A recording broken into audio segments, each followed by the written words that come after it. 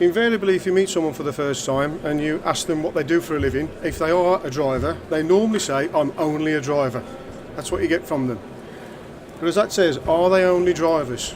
So we're going to have a look at that. Are they actually only drivers? Well, first of all, we'll look at the general perception of the drivers. The general public, what do they think of drivers? Looking from outside the transport industry, actually looking into the transport industry, what do they think of drivers? Most of the time they see them as a bit of an inconvenience on the road. That this person driving a vehicle, they're stopping me from getting the kids to school, they're stopping me from getting from A to B as quickly as I need to get. Yes, and the stereotypical driver is an aggressive person that's quite intimidating, using the size of his vehicle. That's the general perception of a lorry driver, isn't it? Yeah. From the industry itself, and I've been in the game a long time, and I've seen good and bad from the industry itself. Sometimes they are seen as just a bum on a seat. We've all been there. There's transport managers in the room sitting here at the moment now. You've all been there. First thing on the morning, you get the dreaded call from one of your regular drivers. Sorry, not coming in today, I'm sick. So what do? You pick up the phone. You phone your agency provider and you say, send me a driver. That's it. The phone goes down and the driver turns up because all you're mainly concerned about is getting your goods out that door. So are they just considered a bum on a seat from the actual industry itself? We all know there's a driver shortage. So how are we going to address the driver shortage if the perception of a driver is what I've just been talking about? If we're trying to recruit from outside the industry, if the general public think they are just animals that drive trucks, how are we going to get people to drive trucks for us? They are the face of your business. They drive these trucks around the country and they've got big advertising boards on the side of the trucks. They are the face of your business. The general public, the customers see your driver. They are normally the only face they see from the company is the driver. They're responsible for driving these trucks around the country, which cost a fortune, basically. Then you look at the stock that actually goes on those trucks. This can run into hundreds of thousands of pounds. They're responsible for getting this stuff to your customers in a safe condition so you can get paid. They're the frontline customer service for your business. As I said earlier, a lot of times they are the only person they see from your company is the driver. Sometimes they will make a decision on whether they're actually going to use you as a provider based on what they think of your drivers. So they're an important cog in the business itself. Yes? They meet people at depots. They talk to other drivers. Yes? So they can be a valuable link between you and your customer. Your competitors might be doing something different to you. Drivers talk in driver rooms. If they come back and feed that information, do you take it on board? Do you listen to what they have to say? They do dynamic risk assessments when they're out on the road. They can come back and give you valuable information that will keep your trucks safe and reduce costs.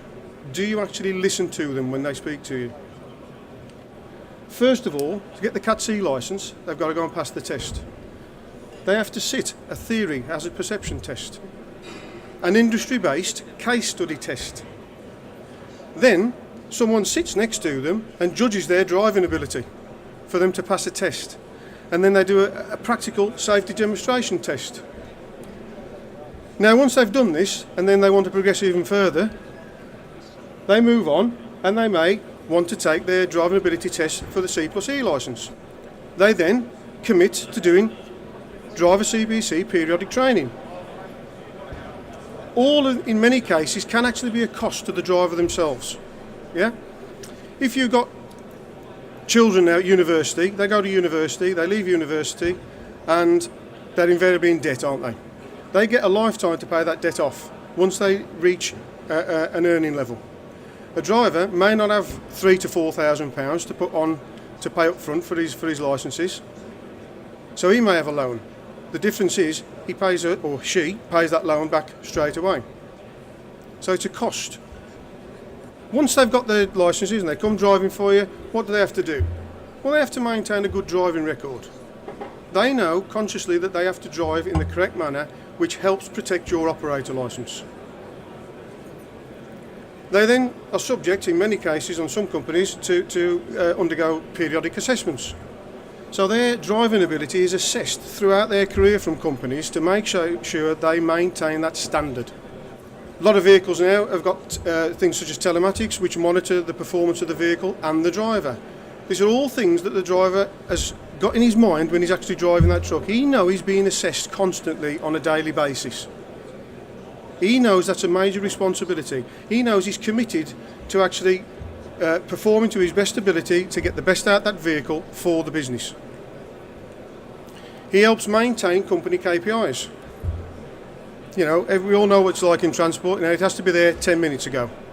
He's got this added pressure on him all the time, but he's committed to doing this for the company that he actually works for.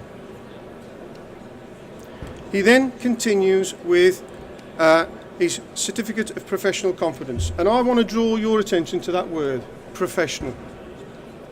We need to put professionalism back into drivers, because drivers don't see themselves as professionals anymore. But it is a professional job. Yes? Could you do their job?